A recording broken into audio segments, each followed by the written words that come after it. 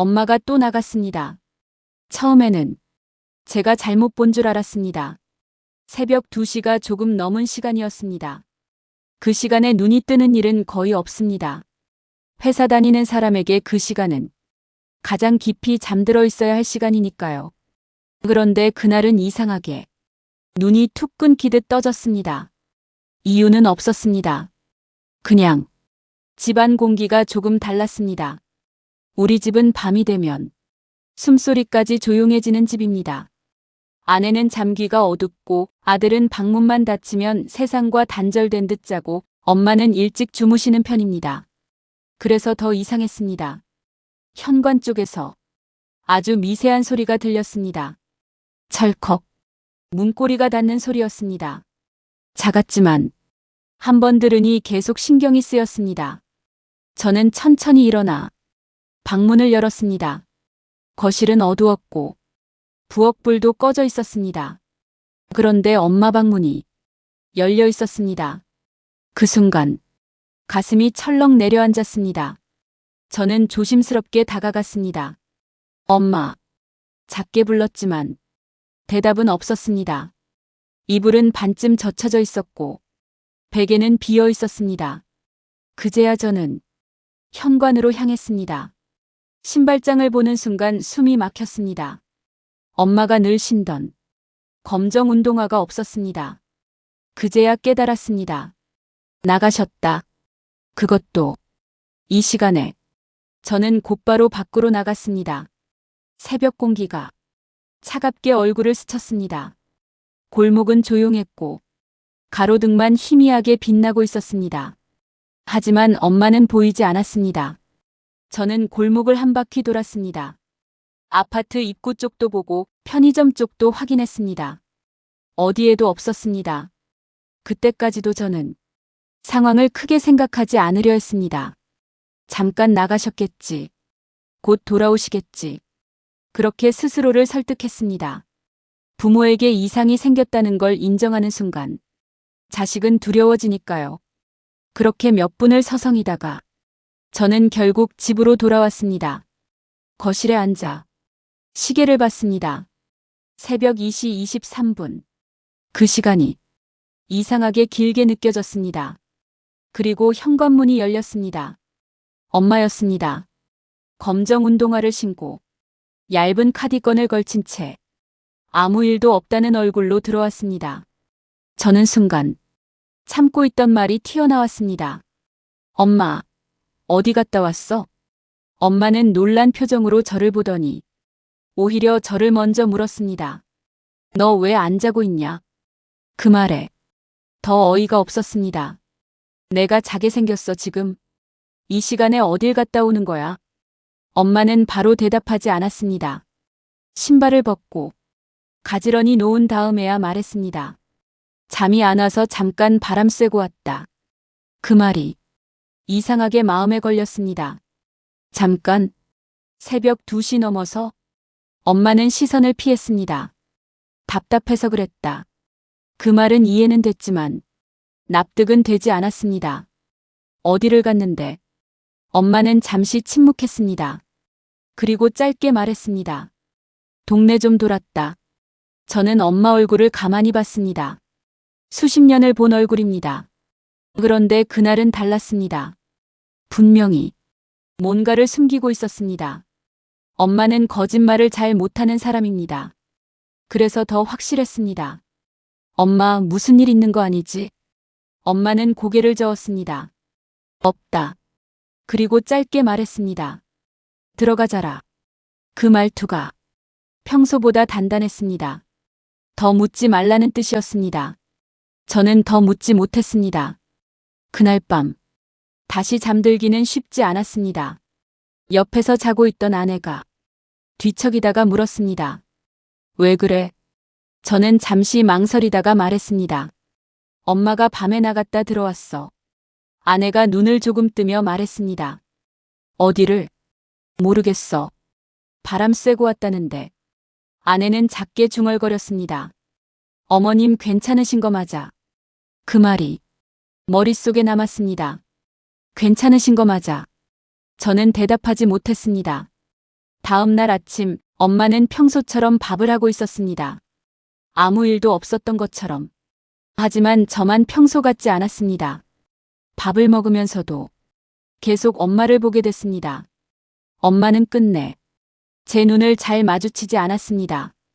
그날 하루 종일 일이 손에 잡히지 않았습니다.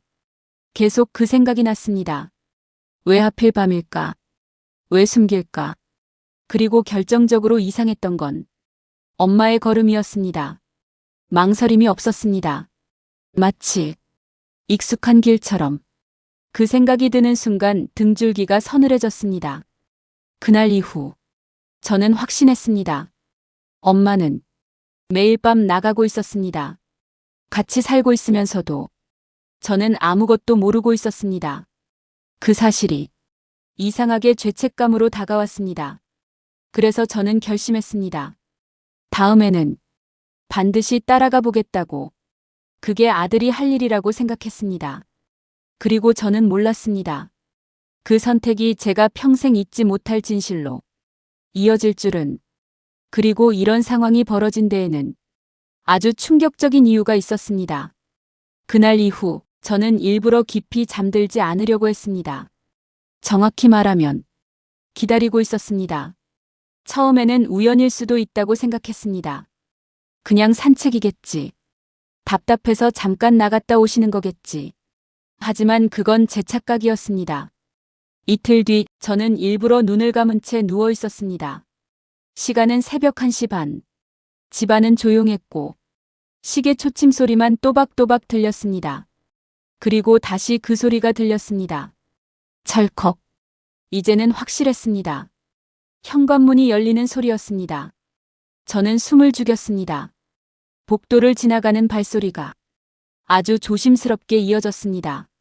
누군가를 깨우지 않으려는 의식적인 걸음. 그리고 문이 열리고 닫히는 소리. 그 순간 심장이 세게 뛰기 시작했습니다. 또 나가셨다. 이번에는 그냥 있을 수 없었습니다. 저는 재빨리 일어나 겉옷을 걸치고 밖으로 나갔습니다. 새벽 공기가 차갑게 스며들었습니다. 그리고 보였습니다. 멀리 가로등 아래 엄마의 뒷모습이 작은 체구가 천천히 걸어가고 있었습니다. 그 모습이 이상하게 외로워 보였습니다. 저는 최대한 거리를 두고 뒤를 따라갔습니다. 엄마는 한 번도 뒤를 돌아보지 않았습니다. 걸음은 느렸지만 망설임이 없었습니다. 마치 이미 수없이 걸어본 길처럼. 그게 더 이상했습니다. 처음 가는 사람이라면 주변을 살피기 마련인데 엄마는 전혀 그렇지 않았습니다. 저는 점점 더 긴장했습니다. 도대체 어디를 가는 거지? 골목을 지나 큰 길로 나왔습니다. 차는 거의 없었고 가끔 택시만 지나갔습니다. 엄마는 횡단보도를 건너 조금 더 걸어갔습니다. 그리고 어떤 건물 앞에서 멈췄습니다. 저는 숨을 죽이고 멀리서 지켜봤습니다. 간판이 희미하게 보였습니다. 노인요양센터. 그 순간 머릿속이 멈춘 것 같았습니다. 요양센터? 엄마는 망설임 없이 그 안으로 들어갔습니다. 저는 그 자리에 잠시 멈춰 서 있었습니다. 이해가 되지 않았습니다. 왜 엄마가 저런 곳에 가야 하는지. 엄마는 아픈 분이 아니었습니다. 혼자서도 충분히 생활하셨고 일상에도 문제가 없었습니다. 그런데 왜 새벽마다 요양센터에 가는 걸까요? 저는 한참을 서 있다가 결국 건물 쪽으로 다가갔습니다. 문 앞까지 갔지만 바로 들어가지는 못했습니다. 괜히 마주치면 엄마가 더 놀라실 것 같았습니다. 그래서 입구 옆에서 조용히 안을 들여다봤습니다. 불은 희미하게 켜져 있었고 안쪽에서 작은 소리가 들렸습니다. 기침 소리, 의자 끄는 소리, 그리고 익숙한 목소리. 엄마였습니다. 조금만 더 드세요. 그 말을 듣는 순간 숨이 멎는 것 같았습니다. 저는 조금 더 몸을 기울였습니다. 그리고 그 장면을 보게 됐습니다. 엄마가 한 노인 앞에 앉아 있었습니다. 그 노인은 몸을 제대로 가누지 못하고 있었고 눈도 거의 감겨 있었습니다. 엄마는 작은 통을 열어 죽 같은 것을 떠서 천천히 입에 넣어주고 있었습니다. 그 손놀림이 너무 익숙했습니다. 마치 오랫동안 해온 사람처럼 저는 그 자리에서 완전히 굳어버렸습니다. 왜? 이해가 되지 않았습니다. 왜 엄마가 저 사람을 돌보고 있는지. 그것도 새벽 2시에. 엄마는 아무 말 없이 그 사람의 턱을 받쳐주고 천천히 먹을 수 있게 도왔습니다. 그리고 그 노인의 손을 잡았습니다. 그 순간 아주 미세하게 그 손이 움직였습니다. 그걸 보는 순간 가슴이 내려앉았습니다. 기다리고 있었던 건가? 그 생각이 스쳤습니다. 엄마는 조용히 말했습니다. 천천히 드세요. 그 목소리는 집에서 들었던 것과 달랐습니다. 더 부드럽고 더 따뜻하고 그리고 어딘가 편안했습니다. 그게 더 이상했습니다. 왜 저기서 저 표정이 나오는지, 왜 저 사람 앞에서 저렇게 편안한지. 저는 그 자리에서 한참을 움직이지 못했습니다. 머릿속이 복잡해졌습니다. 엄마는 왜 이걸 숨길까? 왜 밤에 몰래 와야 할까? 왜 저 사람을 돌보고 있을까? 그리고 가장 이상했던 건 엄마 표정이었습니다. 집에서는 늘 조심스러운 표정이었는데 여기서는 전혀 달랐습니다. 편안했습니다. 그게 저를 더 혼란스럽게 만들었습니다. 그날 저는 끝내 안으로 들어가지 못했습니다. 그냥 돌아섰습니다. 집으로 돌아오는 길이 이상하게 길게 느껴졌습니다. 발걸음이 무거웠습니다. 그리고 집에 들어와 거실에 앉았을 때 저는 처음으로 이 생각을 했습니다. 나는 엄마를 알고 있었던 걸까? 같이 살고 있다고 해서 알고 있다고 착각했던 건 아닐까? 엄마의 낮은 알고 있었지만 엄마의 밤은 전혀 모르고 있었던 건 아닐까? 그날 밤 저는 거의 잠을 이루지 못했습니다. 그리고 결심했습니다. 다음에는 직접 확인하겠다고. 이건 더 이상 모르는 척할 일이 아니었습니다. 그리고 저는 몰랐습니다. 그 다음 선택이 제가 평생 잊지 못할 진실로 이어질 줄은. 그리고 이런 상황이 벌어진 데에는 아주 충격적인 이유가 있었습니다. 그날 이후 저는 더 이상 모르는 척할 수 없었습니다. 이미 한 번 본 이상 그걸 없던 일로 넘길 수는 없었습니다. 무엇보다 엄마의 표정이 계속 머릿속에 남아 있었습니다. 집에서는 늘 조심스럽고 어딘가 눈치를 보던 표정이었는데 그곳에서는 달랐습니다. 편안했고 담담했고 마치 자기 자리로 돌아간 사람 같았습니다. 그게 저를 더 불안하게 만들었습니다. 도대체 저곳에서 무슨 일이 있는 걸까? 저는 결국 다시 따라가기로 했습니다. 이번에는 끝까지 확인하기로. 며칠 뒤 저는 또다시 잠든 척을 하고 있었습니다. 그리고 같은 시간 같은 소리. 철컥. 이제는 익숙해진 소리였습니다. 엄마는 또 나갔습니다. 저는 곧바로 일어나 뒤를 따라 나섰습니다. 엄마는 여전히 뒤를 돌아보지 않았습니다. 걸음은 느렸지만 망설임이 없었습니다. 이미 수없이 반복된 익숙한 움직임이었습니다. 그날도 같은 길이었습니다. 같은 골목, 같은 횡단보도, 그리고 요양센터. 저는 이번에는 문 앞에서 멈추지 않았습니다. 문을 밀고 안으로 들어갔습니다. 문이 열리는 소리에 간병인이 저를 쳐다봤습니다. 네, 누구세요? 저는 잠시 말을 잇지 못하다가 겨우 말했습니다. 저 어머니가 여기. 그 순간 엄마가 저를 봤습니다. 엄마 손이 멈췄습니다. 그리고 그 표정. 놀람, 당황, 그리고 숨기고 싶었던 게 들켜버린 사람의 표정. 너 여기 어떻게? 엄마 목소리가 떨렸습니다. 저는 그 자리에서 움직이지 못한 채 말했습니다. 엄마. 그리고 엄마 옆에 앉아있는 그 노인을 봤습니다. 몸을 제대로 가누지 못한 채 눈을 거의 감고 있는 상태였습니다. 엄마는 그 사람의 손을 잡고 있었습니다. 그 모습이 이상하게 낯설었습니다. 저는 천천히 다가갔습니다. 이게 뭐야? 제 목소리는 낮았습니다. 화도 아니고 분노도 아닌 그냥 이해가 안 되는 상태였습니다. 엄마는 아무 말도 하지 않았습니다. 그 침묵이 더 길게 느껴졌습니다. 결국 제가 먼저 물었습니다. 왜 여기 와? 엄마는 시선을 피했습니다. 아는 분이다. 그 말이 더 답답했습니다. 아는 분이라고? 그래. 그래서 매일 밤 와서 이렇게 돌봐주는 거야? 엄마는 끝내 저를 보지 않았습니다.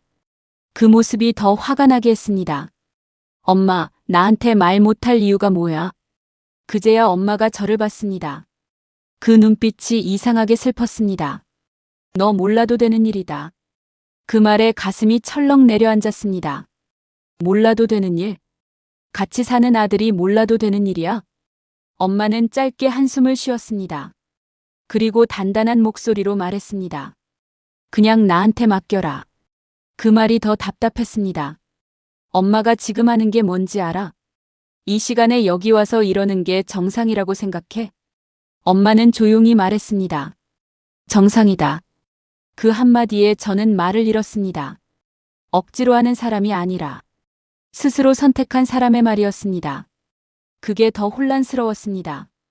그때 간병인이 조심스럽게 말했습니다. 어머니 시간 거의 다 됐어요. 엄마는 고개를 끄덕였습니다. 그리고 그 노인의 손을 한 번 더 잡았습니다. 내일 또 올게요. 그 말이 너무 자연스러웠습니다. 마치 매일 해온 사람처럼. 그 말을 듣는 순간 머릿속이 멈춘 느낌이었습니다. 매일. 그 단어가 계속 맴돌았습니다. 센터를 나와. 엄마와 나란히 걸었습니다. 아무 말도 하지 않았습니다. 그 침묵이 너무 길었습니다. 결국 제가 먼저 입을 열었습니다. 언제부터야? 엄마는 걸음을 멈췄습니다. 그리고 작게 말했습니다. 1년 됐다.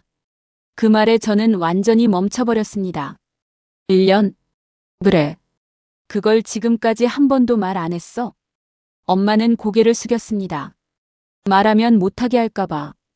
그 말이 가슴을 찔렀습니다. 저는 한참 아무 말도 못했습니다. 그리고 조심스럽게 물었습니다. 저 사람 누구야? 엄마는 한동안 대답하지 않았습니다. 그리고 천천히 말했습니다. 내 아버지 친구다. 그 말에 숨이 멎는 줄 알았습니다. 아버지 친구? 엄마는 고개를 끄덕였습니다. 예전에 우리 많이 도와줬던 분이다. 그 말이 머릿속을 스쳐 지나갔습니다. 어릴 때 기억. 아버지와 함께. 가끔 집에 오던 한 사람. 웃음이 많고. 항상 뭔가를 사들고 오던 사람. 설마. 엄마는 조용히 말했습니다. 그분 맞다. 저는 말을 잇지 못했습니다. 그 사람이 지금 저 상태로 혼자 있다는 게 믿기지 않았습니다. 가족은? 엄마는 짧게 말했습니다. 없다. 그 한마디가 너무 무겁게 느껴졌습니다. 그래서 엄마가. 그래서 내가 간다. 엄마는 단호하게 말했습니다. 그분 혼자다. 그 말이 가슴을 깊게 찔렀습니다. 그 순간 저는 깨닫기 시작했습니다. 이건 단순한 일이 아니었습니다. 그리고 저는 몰랐습니다. 이 선택이 엄마가 평생 숨겨온 이야기와 연결되어 있다는 걸. 그리고 이런 상황이 벌어진 데에는 아주 충격적인 이유가 있었습니다. 그날 밤 이후 저는 한동안 아무 말도 하지 못했습니다. 엄마의 말은 이해가 됐습니다. 아버지 친구. 혼자 남은 사람. 그래서 돌본다. 하지만 마음은 편하지 않았습니다. 이건 단순한 도움이 아니라 숨겨온 삶이었습니다. 같이 살면서도 저는 아무것도 모르고 있었습니다. 며칠 동안 저는 일부러 그 이야기를 꺼내지 않았습니다. 엄마도 마찬가지였습니다. 아무 일도 없던 것처럼 평소처럼 지냈습니다. 하지만 어색함은 계속 남아 있었습니다. 결국 제가 먼저 입을 열었습니다. 저녁 식사 후 거실에 엄마와 둘만 남았을 때였습니다. 엄마. 엄마는 뜨개질을 멈추지 않은 채 대답했습니다. 왜? 그분 이야기 제대로 해줘. 그 순간 엄마 손이 멈췄습니다. 그리고 한동안 아무 말도 하지 않았습니다. 저는 기다렸습니다. 이번에는 피하지 않을 거라는 걸 느꼈기 때문입니다. 그리고 엄마가 입을 열었습니다. 너 어릴 때 그 한마디에 가슴이 철렁 내려앉았습니다. 아버지 사업 망했을 때 기억나냐? 그 말을 듣는 순간 잊고 있던 기억이 떠올랐습니다. 집이 조용해지고 아버지가 술을 마시고 엄마가 말을 줄이던 그 시기. 저는 그걸 그냥 힘든 시기라고만 생각했습니다. 하지만 그게 아니었습니다. 그때 우리 끝날 뻔했다. 엄마는 담담하게 말했습니다. 집도 날아갈 뻔했고 너 학교도 못 다닐 뻔했다. 저는 아무 말도 못했습니다. 처음 듣는 이야기였습니다. 엄마는 계속 말했습니다. 그때 그분이 도와줬다. 아버지 친구. 그 사람이었습니다. 빚 다 갚아주고 집 지켜주고 너 학교 계속 다니게 해주고. 그 말을 듣는 순간 머릿속이 멈춘 것 같았습니다. 그 정도였다고? 그런데 왜 저는 몰랐던 걸까요? 엄마는 조용히 말했습니다. 너는 몰라도 되는 일이었다. 왜 나한테 말 안 했어? 제가 묻자. 엄마는 짧게 대답했습니다. 너 부담 가질까봐. 그 한마디에 저는 아무 말도 할 수 없었습니다. 그동안 저는 제가 노력해서 여기까지 온 줄 알았습니다. 하지만 그게 아니었습니다. 이미 누군가 저희를 살려놓고 있었던 겁니다. 엄마는 계속 말했습니다. 그분은 아무 조건도 안 걸었다. 그냥 도와준 거다. 그 말이 더 무겁게 느껴졌습니다. 조건 없이 베푼 도움. 그건 가장 큰 빚이었습니다. 저는 한참 있다가 물었습니다. 그래서 지금까지. 엄마는 고개를 끄덕였습니다. 그래서 내가 간다. 그 말이 너무 단순해서 더 깊게 박혔습니다. 그분 아무도 없다. 찾아오는 사람도 없고 돌봐주는 사람도 없다. 그리고 짧게 말했습니다. 혼자다. 그 한마디가 모든 걸 설명해주고 있었습니다. 아무도 찾아오지 않는 병실. 아무도 이름을 불러주지 않는 삶. 그걸 엄마는 알고 있었던 겁니다. 그래서 혼자 두지 못했던 겁니다. 저는 한참 있다가 물었습니다. 그래도 왜 밤에 몰래 가? 엄마는 잠시 저를 보더니 조용히 말했습니다. 너 알면 못 가게 할 거잖아. 그 말에 저는 아무 말도 할 수 없었습니다. 정말 그랬을 테니까요. 엄마는 알고 있었습니다. 그래서 숨겼던 겁니다. 나는 엄마가 말했습니다. 그분한테 아직도 빚 있다. 그 말이 마지막으로 가슴을 찔렀습니다. 돈이 아니라 마음의 빚. 그건 갚을 수 없는 빚이었습니다. 그래서 엄마는 몸으로 갚고 있었습니다. 1년 동안 매일 밤 아무도 모르게. 그 사실을 깨닫는 순간 저는 더 이상 아무 말도 할 수 없었습니다. 그리고 저는 몰랐습니다. 이 이야기가 이제 막 끝이 아니라 더 큰 감정으로 이어진다는 걸. 그리고 이런 상황이 벌어진 데에는 아주 충격적인 이유가 있었습니다. 그날 이후 저는 한동안 아무 말도 하지 못했습니다. 엄마의 이야기는 이해가 됐지만 마음은 쉽게 정리되지 않았습니다. 같이 살면서도 저는 아무것도 모르고 있었습니다. 엄마가 어떤 마음으로 매일 밤 그 길을 걸었는지. 며칠 뒤 저는 결심했습니다. 그날 밤 거실에서 기다렸습니다. 그리고 엄마가 나왔습니다. 같이 가. 그 한마디를 꺼냈습니다. 엄마는 잠시 망설였지만 결국 말리지 않았습니다. 그날 처음으로 엄마와 함께 그 길을 걸었습니다. 요양센터에 도착했을 때 엄마는 아무 말 없이 그 노인 옆으로 갔습니다. 그리고 손을 잡았습니다. 왔어요. 그 한마디가 너무 자연스러웠습니다. 저는 그 모습을 조용히 지켜봤습니다. 그때 간병인이 말했습니다. 어머님 매일 오세요. 1년 넘게 한 번도 안 빠지셨어요. 그 말이 가슴을 세게 쳤습니다. 그리고 저분 이제 오래 못 버티세요. 그 말을 듣는 순간 모든 게 이해됐습니다. 그래서 엄마가 혼자 두지 못했던 겁니다. 그날 저는 처음으로 그 노인의 손을 잡았습니다. 차가웠습니다. 그리고 아주 약하게 움직였습니다. 그 순간 눈물이 올라왔습니다. 이 사람이 우리를 살린 사람이구나. 그걸 너무 늦게 알았습니다. 며칠 뒤 요양센터에서 전화가 왔습니다. 지금 오셔야 할 것 같습니다. 엄마와 저는 같이 그곳으로 갔습니다. 그 노인은 이미 많이 약해져 있었습니다. 엄마는 조용히 손을 잡았습니다. 나왔어요. 그 순간 그 노인의 눈이 조금 열렸습니다. 그리고 아주 작게 말했습니다. 고맙다. 그 말이 마지막이었습니다. 엄마는 그 자리에서 조용히 울었습니다.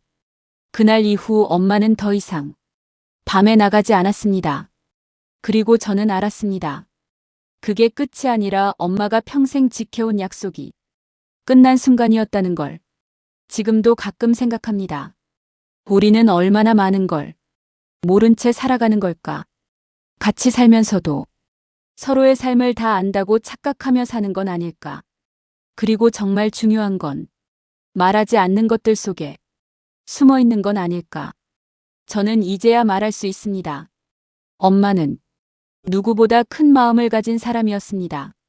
그리고 저는 그걸 너무 늦게 알았습니다.